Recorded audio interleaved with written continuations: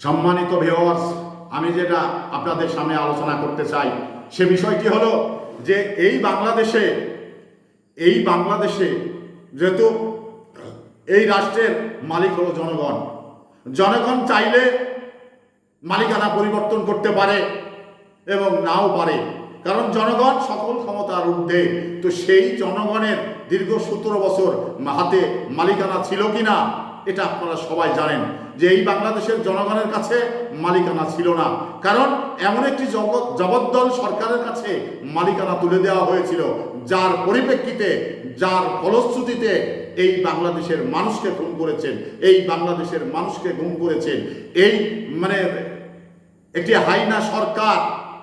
আমরা দীর্ঘ 16 বছর ধরে আন্দোলন সংগ্রাম করে তাদের পতন ঘটেছে। তো এই পতনটা গণ অভ্যুত্থানের মধ্য দিয়ে এই পতন ঘটেছে।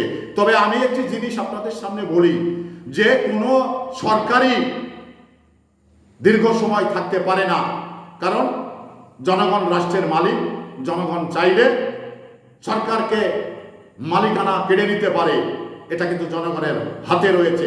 তো সে জায়গা থেকে আমরা এই মালিকানা ফিরে না পাওয়ার একটি কারণ ছিল, সেটা হলো পুলিশ আর সরকার একাকার হয়েছিল, যার কারণে পুলিশ প্রজাতন্ত্রের কর্মকর্তা। তো সেই পুলিশ যখন সরকার দলের সঙ্গে একাকার হয়ে যায় তখন কিন্তু নিরপেক্ষ এবং জনগণের আন্দোলনের কোনো ফল পাওয়া যায় না, সফলতা অর্জন করা যায় না।